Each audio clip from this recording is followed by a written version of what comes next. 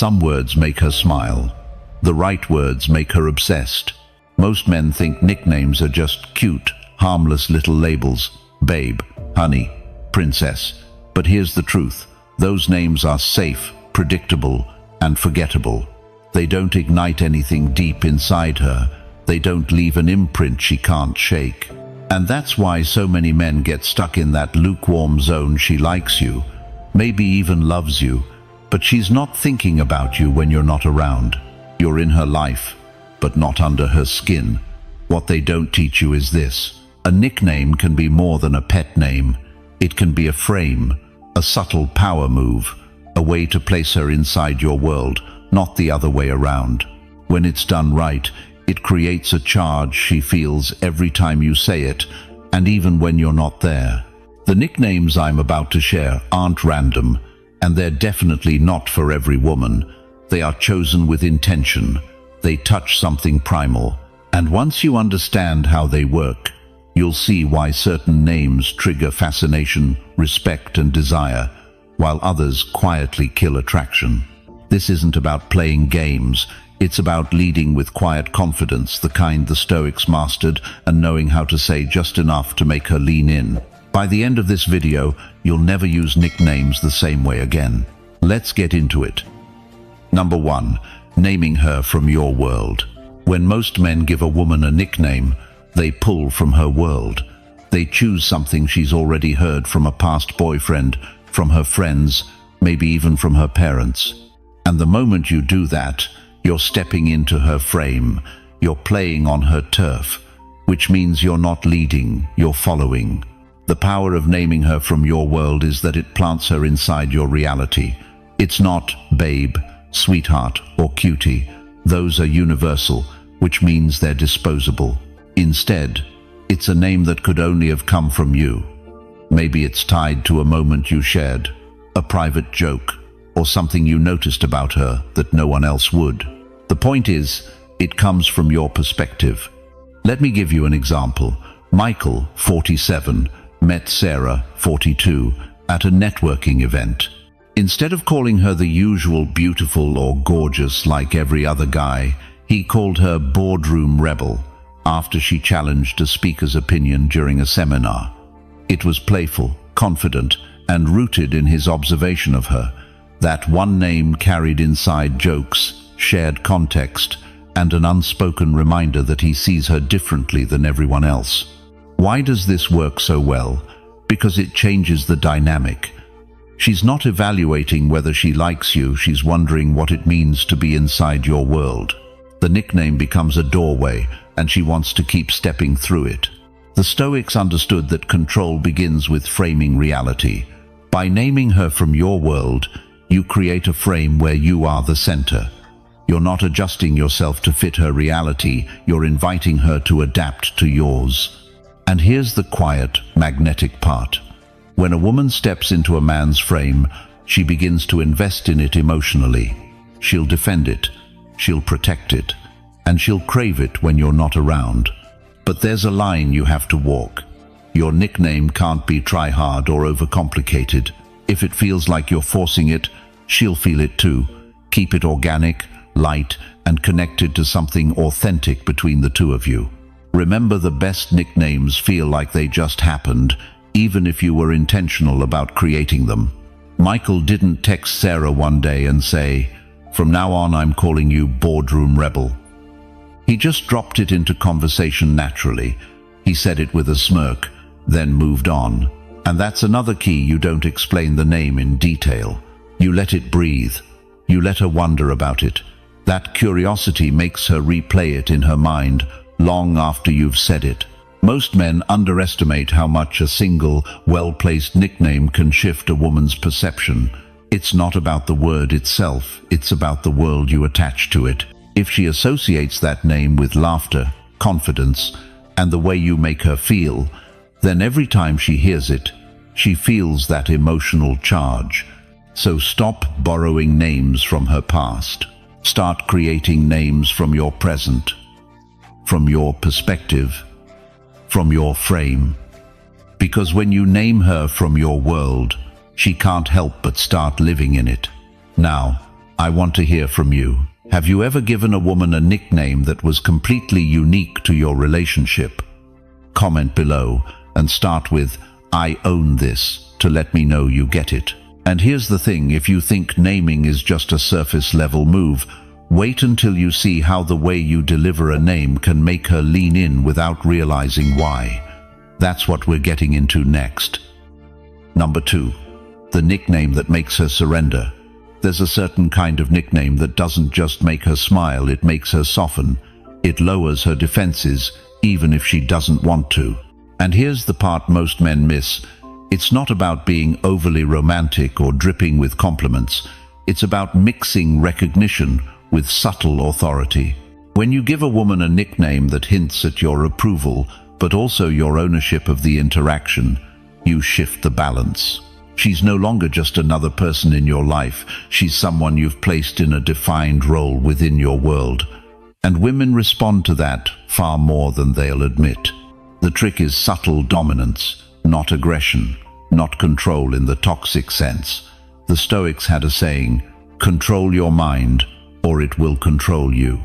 This applies here. You don't force a nickname. You deliver it calmly, with presence. Your tone does more of the work than the word itself. A well-chosen nickname in this category feels like you're naming a truth about her, something you've noticed and claimed, but without asking permission.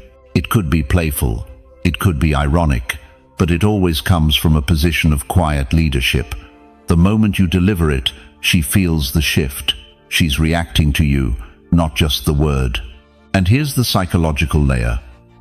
Humans naturally respond to someone who defines reality for them. When you name her in this way, you're not just commenting on her, you're shaping how she sees herself in relation to you. That's powerful, and it's why this type of nickname can create a deep emotional pull. This works because it's personal, yet universal. The nickname says, "I see you," but it also says, "I decide how I see you." That combination, recognition plus framing, can bypass her logical mind and land directly in the emotional core. She might not even know why she feels a little different when you say it. Of course, this requires balance. Too much dominance and it feels controlling. Too much sweetness and it feels needy. The sweet spot is when the name affirms something about her while still making it clear you're the one who set the definition. And here's where most men blow it. They explain too much. They try to justify the nickname, break down the meaning, and in doing so, they strip away the mystery. You don't need to over-explain. In fact, the less you say about why you call her that, the more she'll think about it. Let the nickname live in her head, rent-free. The Stoic approach to this is simple. Your calm delivery matters more than the word. You could give her the perfect nickname, but if you say it like you're asking for her approval, it loses all impact. Speak it like it's already the truth, because in your frame, it is.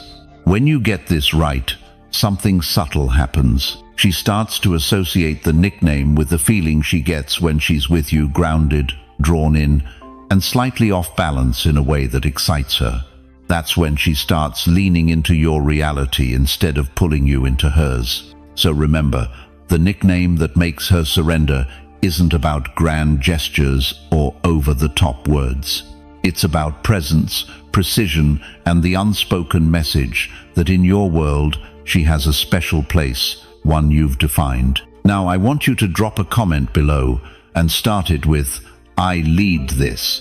If you've ever felt the shift when a woman starts reacting differently to the way you name her. And in the next part, you'll see how adding a single layer of mystery to a nickname can take that pull and turn it into something she can't stop thinking about without you ever chasing her. Number 3. Ambiguity that fuels her obsession. One of the biggest mistakes men make with nicknames is being too clear, too obvious, too eager to make sure she gets it. But here's the thing, the nicknames that stick in her mind, the ones that keep her thinking about you long after you're gone, are the ones she can't quite figure out. That's the power of ambiguity. It's not about confusion, it's about curiosity. When you give her a name that feels personal but doesn't come with a full explanation, you create an open loop in her mind. She'll replay it, she'll look for clues, she might even ask you about it, and that's when you smile, change the subject, and leave her hanging. The less she knows, the more she wants to know. Think about Daniel, 45, and Rebecca, 40. They met at a friend's backyard cookout, and early in their conversations, Daniel started calling her Storm. He never explained it. He didn't say whether it was about her personality, her energy, or something she'd done that day. It wasn't hostile. It wasn't overly sweet. It was just loaded. And because Daniel never clarified, Rebecca thought about it constantly. Every time he called her Storm, she felt both seen and challenged. Why does ambiguity work so well? Because it taps into something primal.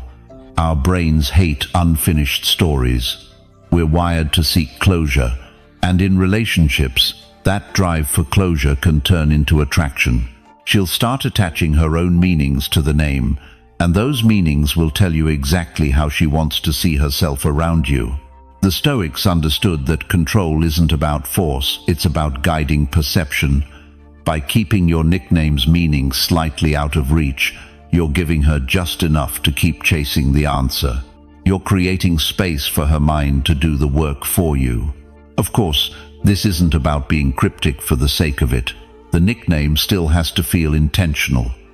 If it's random or disconnected from her in any way, it falls flat. The key is that it should sound like it's rooted in something real, even if you never reveal exactly what that is. Here's another subtle effect. When she doesn't have the full story, she'll start behaving in ways that fit the nickname you've given her. Rebecca started playfully leaning into being storm teasing, challenging Daniel, even dressing a little bolder when she saw him. That's because the name planted a seed in her identity, and she watered it herself. Ambiguity also puts you in the position of emotional leader. You're not trying to win her over with over-the-top praise. You're not scrambling to make her feel good every second. You're giving her just enough to intrigue her, and then you're stepping back. That distance is what makes her lean forward. Most men are terrified of leaving that gap.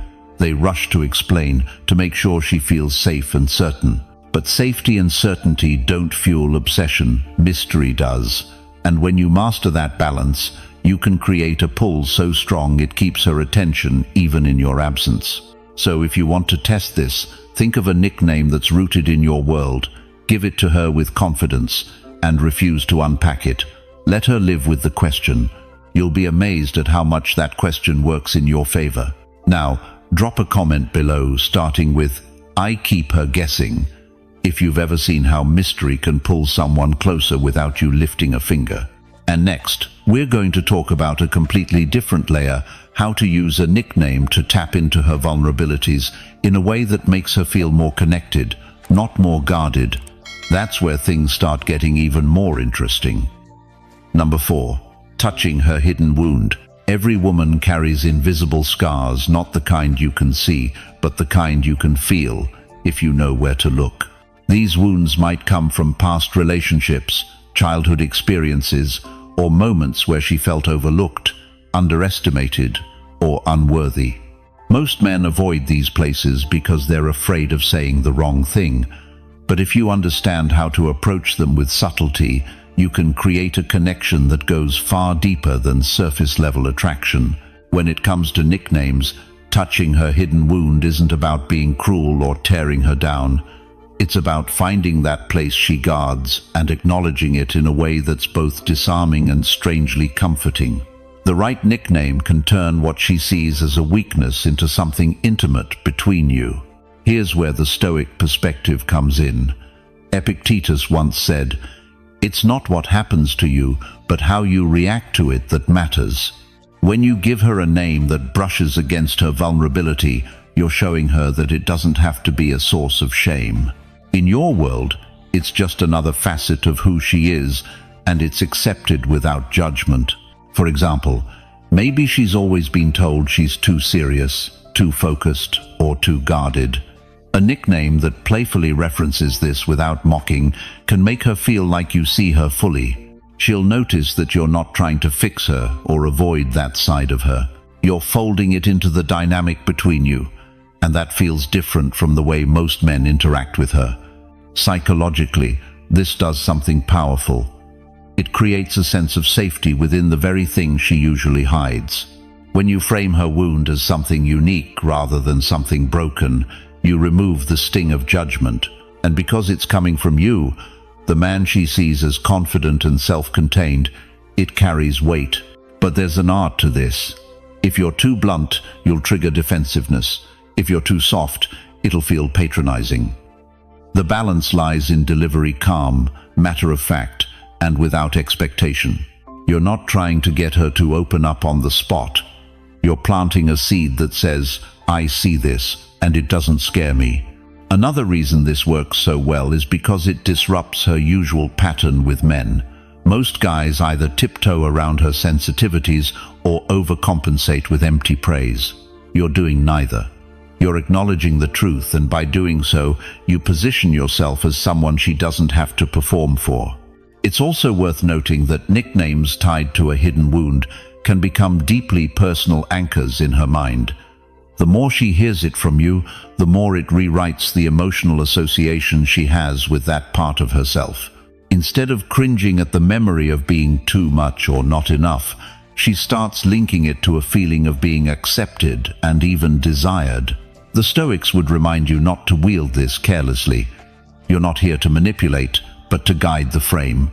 You control your own words and intent, but you don't control how she reacts in the moment. That's her domain. Your role is to remain steady, whether she smiles, teases back, or grows quiet for a moment. When done right, this approach doesn't just deepen attraction, it builds a kind of trust that's hard to find. And in a world where women are constantly guarding themselves against shallow attention, that trust is rare. Now, drop a comment below starting with, I see beyond, if you've ever noticed how acknowledging someone's guarded side can actually bring them closer. Next, we're going to shift from the personal to the primal, how a nickname can claim her in a way that's unapologetically yours, without crossing into neediness or control. That's when she starts to feel the pull on a different level. Number 5. Naming the woman beneath the mask. Every woman wears a mask. Not because she's being deceptive, but because the world rewards a certain version of her. At work, she's professional and composed. With friends, she's witty and social. On dates, she might be playful or mysterious. But behind every mask is the unpolished, unguarded version of her that most men never get to meet. And that's the version she doesn't just want to show, she wants to feel safe showing. This is where a nickname becomes more than a label. It becomes a key. When you name the woman beneath the mask, you're telling her, I see you when you're not performing. That's rare, and that's exactly why it sticks. Take Mark, 48, and Julia, 42. They met through mutual friends and started texting regularly. In group settings, Julia was always on, laughing loudly, telling stories, dressed to perfection. But during one quiet night when they were alone, she let her guard down. She talked slower, smiled softer, and didn't feel the need to impress. That's when Mark called her blue. She asked why, and he simply said, It's the calm I see in you when you stop trying to be on. Julia didn't forget that. Every time he called her blue, it took her back to that moment of being fully seen without judgment.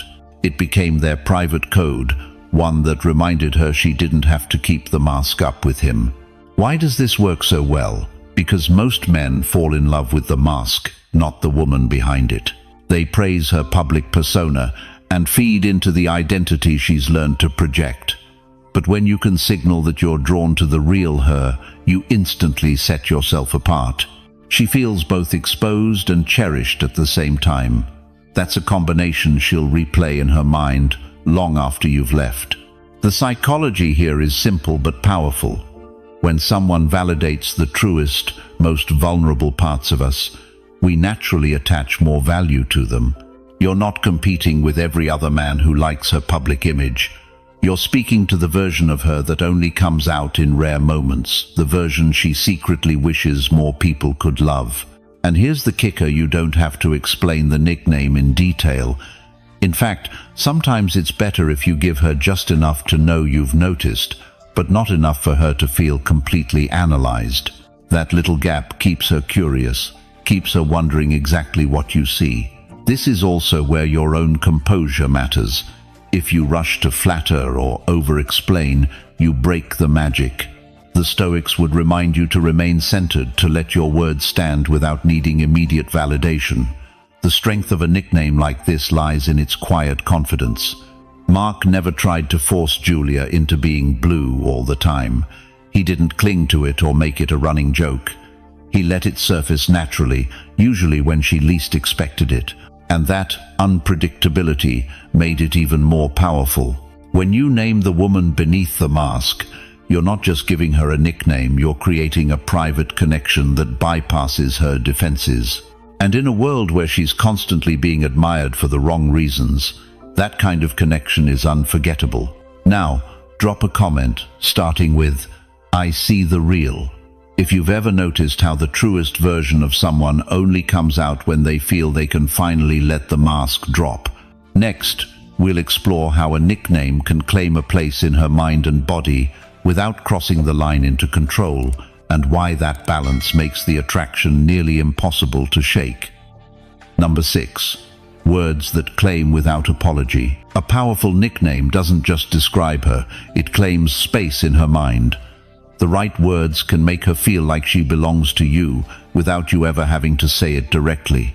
This isn't about ownership in the literal sense, it's about the psychological pull of identity. When you give her a name that only you use, you're staking out emotional territory that no other man can touch. The key here is in the delivery. If you sound hesitant or seek her approval before using it, the effect dies instantly. Claiming without apology means the name flows naturally from you, as if it's simply the truth. And when you treat it as the truth, she will too. The Stoics understood this principle in their own way. Marcus Aurelius wrote, "You have power over your mind, not outside events. Realize this, and you will find strength." When you use a nickname confidently, you're exercising control over your own presence, your own frame, rather than trying to manipulate hers. The words you choose carry weight because they come from a place of certainty.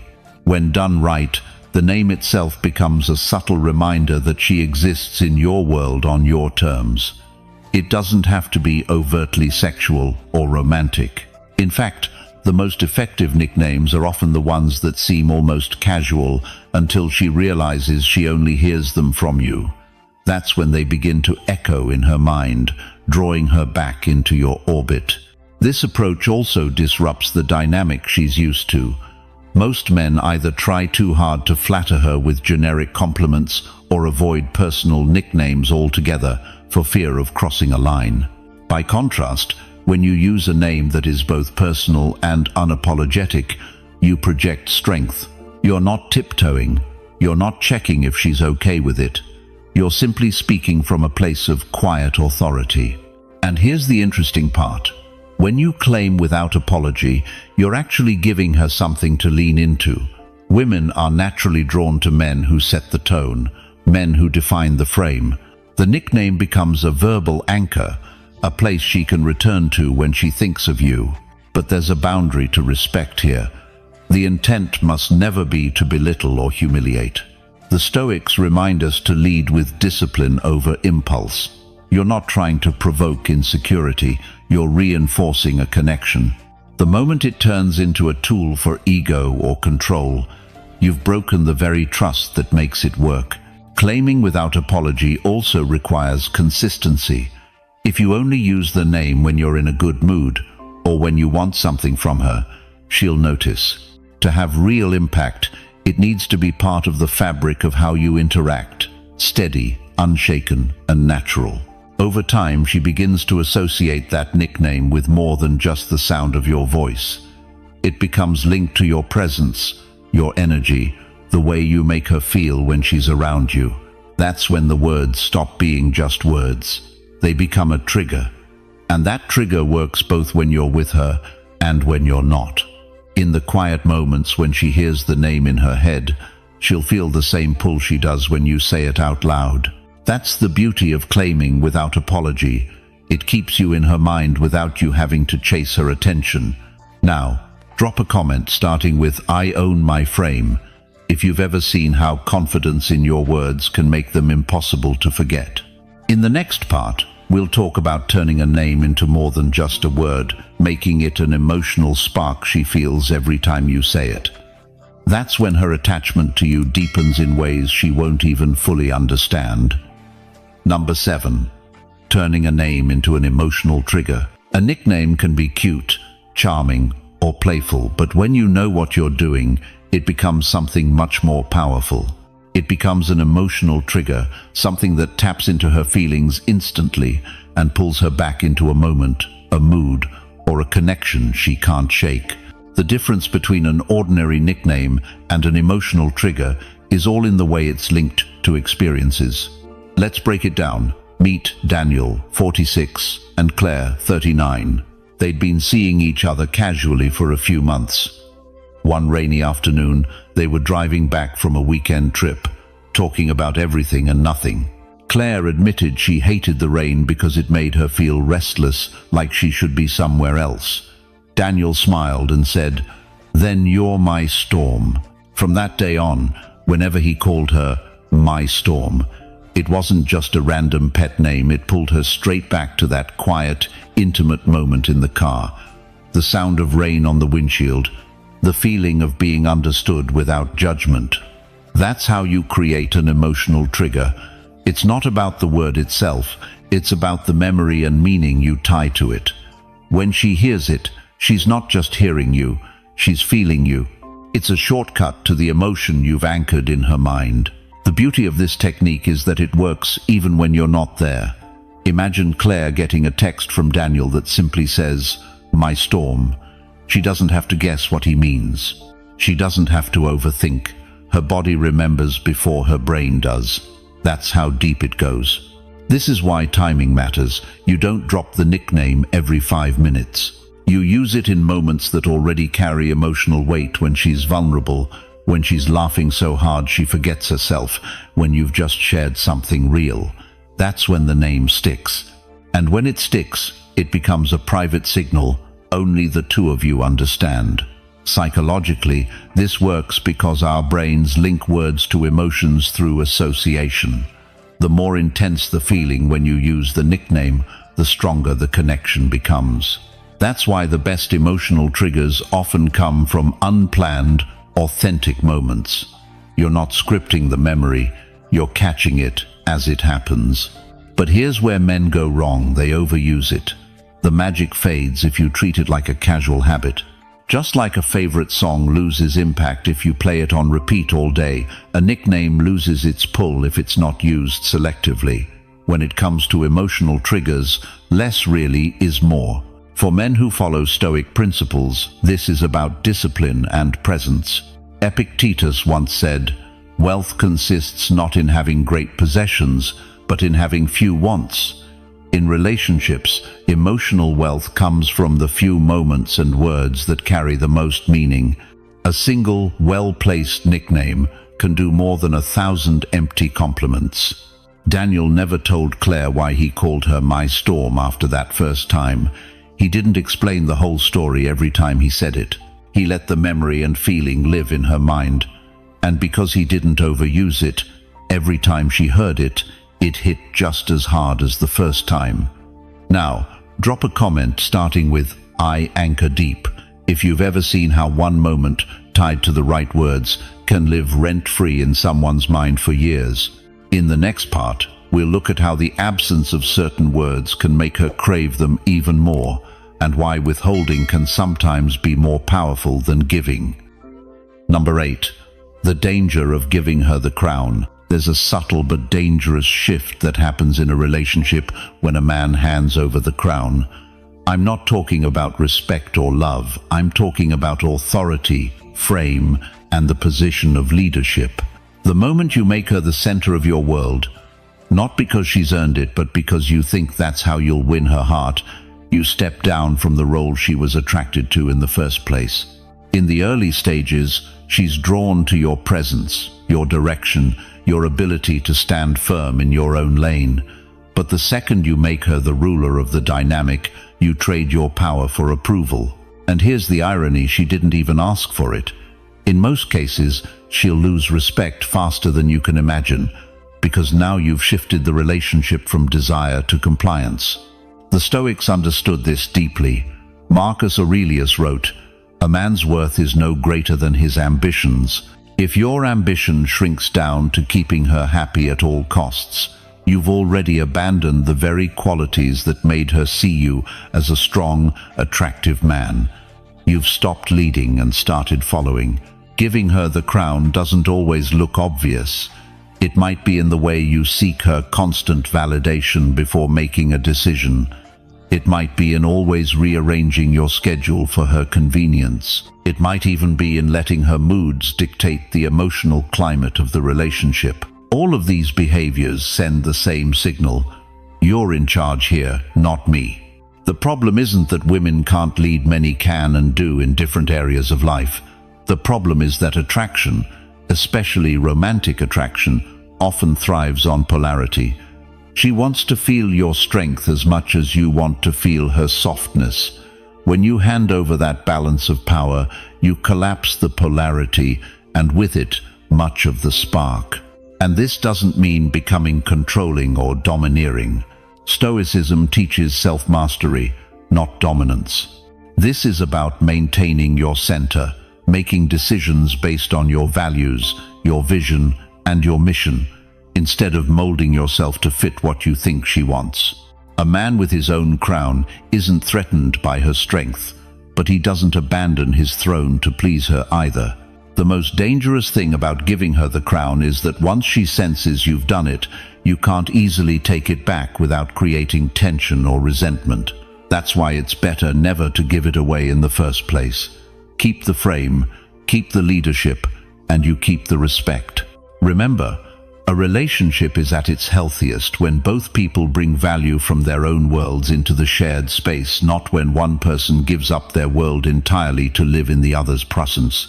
Drop a comment starting with, "I hold the frame," if you've ever learned, the hard way or the wise way. That respect is kept by leading yourself first. In the next part, we'll explore how the wrong kind of nickname can quietly erode desire, even when you think you're being sweet. Number 9. How the wrong nickname kills desire. Nicknames can be powerful.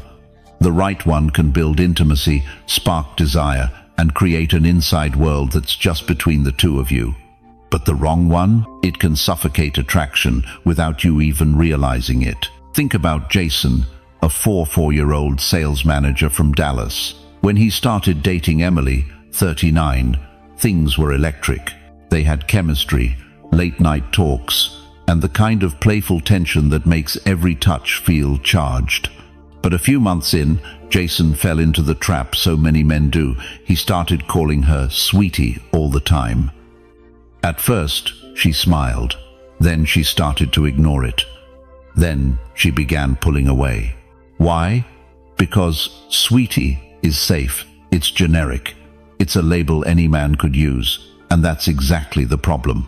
When a nickname doesn't come from your unique dynamic, it stops being special. It starts to feel like filler, like you're leaning on a word instead of presence. The wrong nickname can also put you in a role she doesn't want you in. If you call her baby girl and it triggers her to see you as a father figure instead of a lover, you've unknowingly shifted the polarity of the relationship. And once desire drops, respect often follows.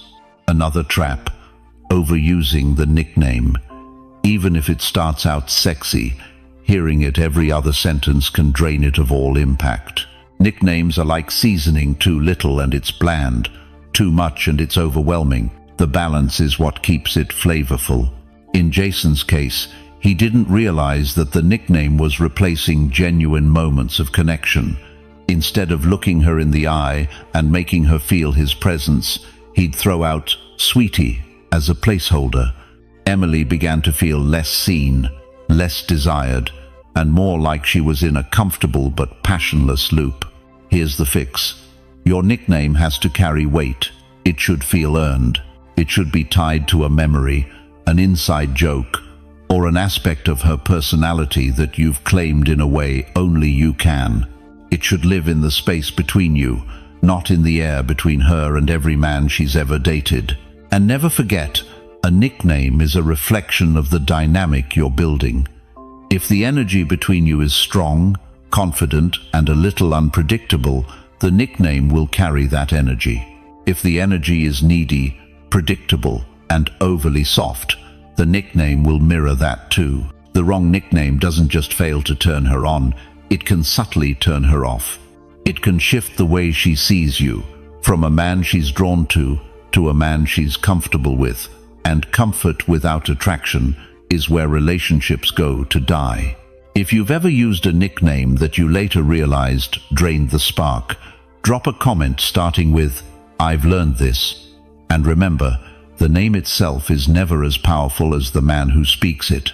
In the final part, we'll uncover the one name she'll never forget and why it leaves a mark she can't erase. Number 10. The final name she'll never forget.